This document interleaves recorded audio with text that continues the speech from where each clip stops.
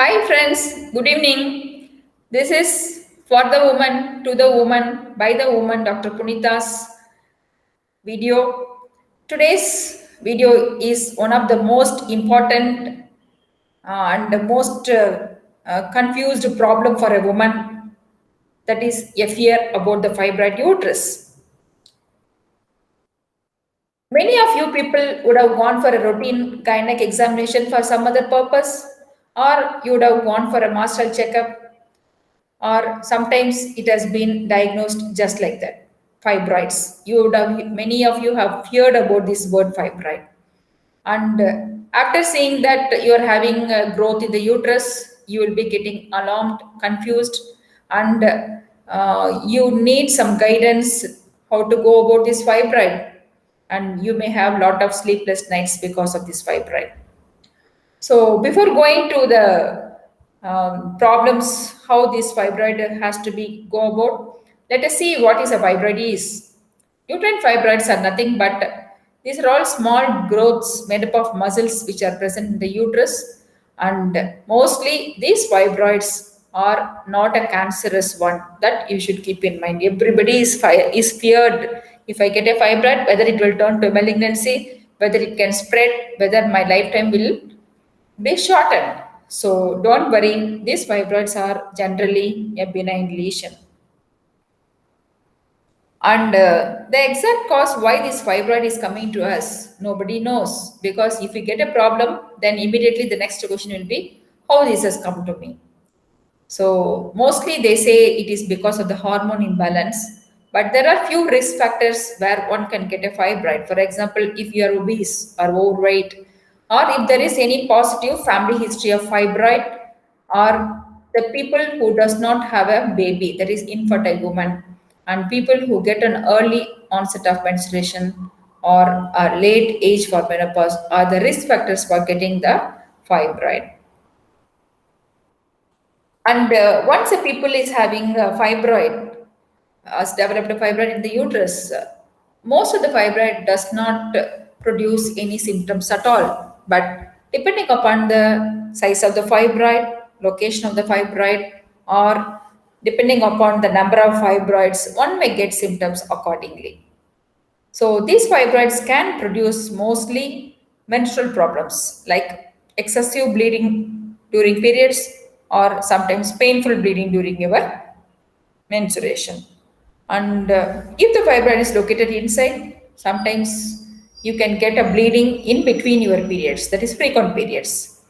If the fibroid is large, it can cause feeling of fullness or weight bearing sensation in the lower part of your abdomen. And if the fibroid sits over the urinary bladder, you can get a feeling of frequent urination because of the pressure on the bladder. Some people may experience having pain during having a sexual intercourse.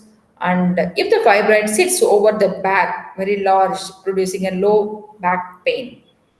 And the penetrated fibroid can produce chronic foul smelling white discharge, vaginal discharge.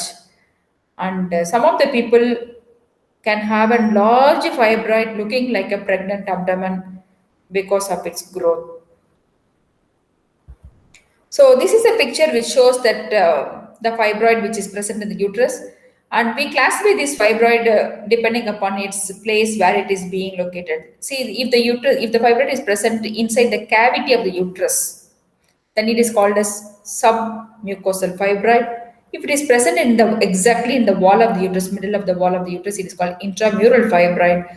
And if the fibroid is locating on the outer wall of the uterus, it is called subserous fibroid.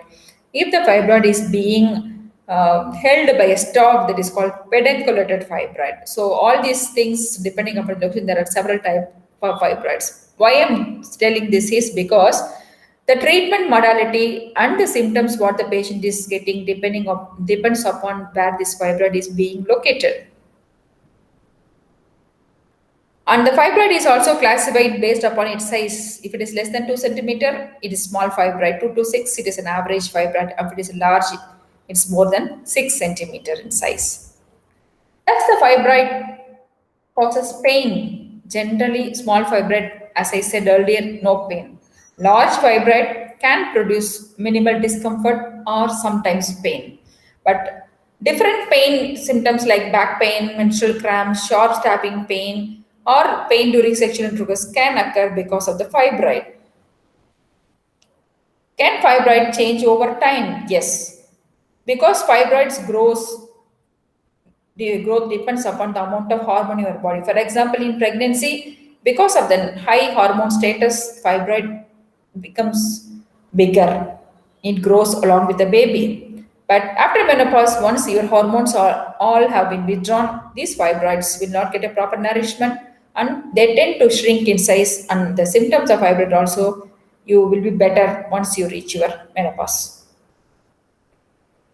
This fibroid, most of these bean fibroid is diagnosed for a symptom called anemia, which seeks a medical attention. Many of the people will come to a gynecopedy for breathlessness, tiredness, easy fatigability. And when we go and look into the history, and there will be examination wise, they will have an anemia. And if you go through the history, they will give a complaint of excessive bleeding during periods which they have been ignored. So this fibroid is one of the most important cause for anemia in females.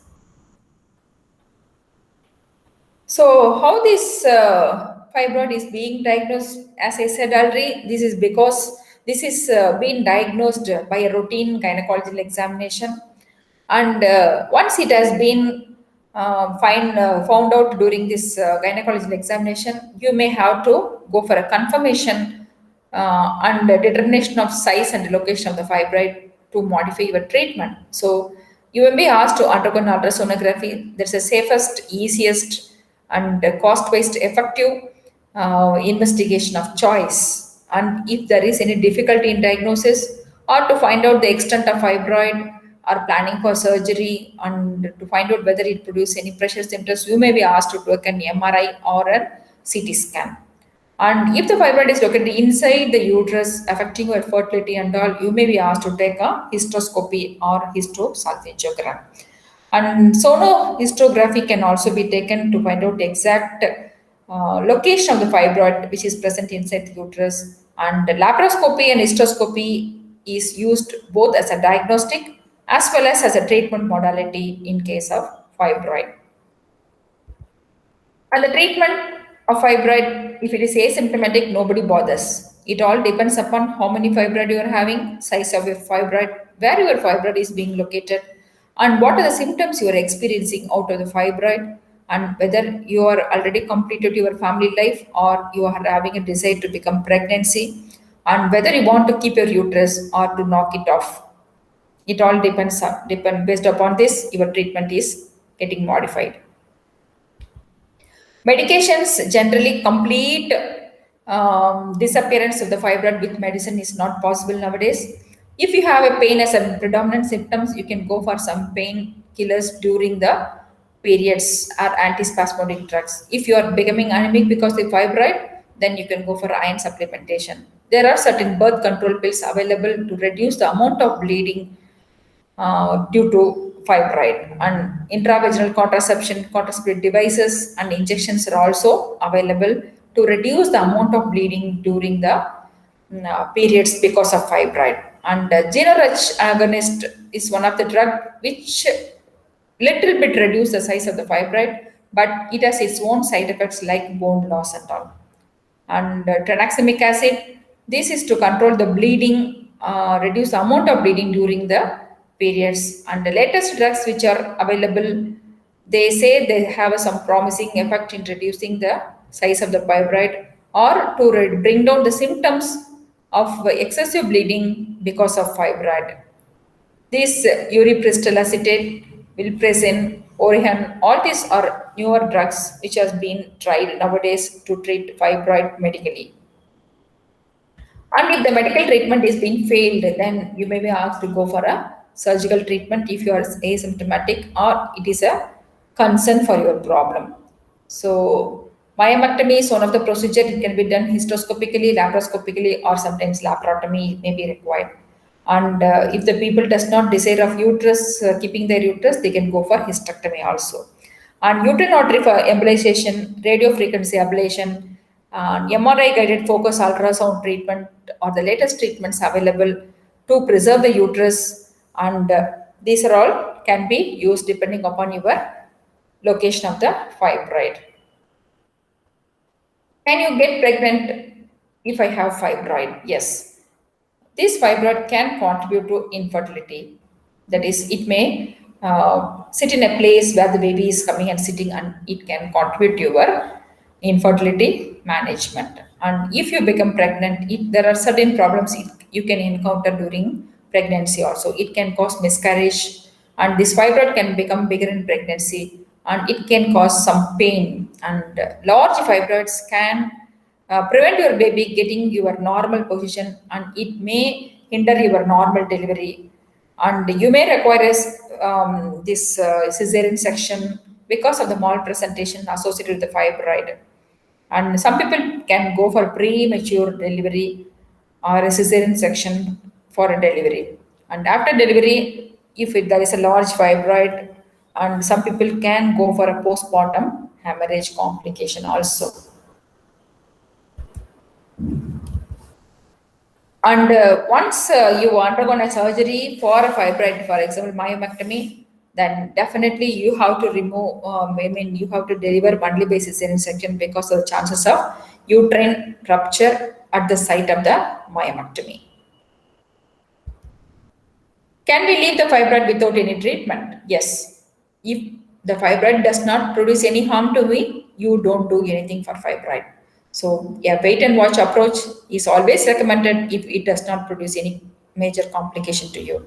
But make sure that you are undergoing a regular examination with your gynecologist, and frequent imaging studies to find out the nature of the fibroid, how it reacts in your body. Will fibroid go away on their own? Most of the fibroid shrink in some women after menopause because of the decrease in hormones.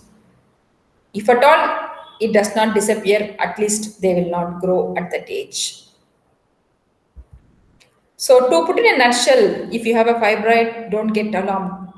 Find out whether it produces any trouble to you or not trouble to you. If it does not produce any trouble, wait and watch approach is recommended. If it produces any trouble, then think of whether you want to have a baby or doesn't want to have a baby. If you want to have a baby, then go for medical management, or you can go for removal of the fibroid alone, leaving the uterus.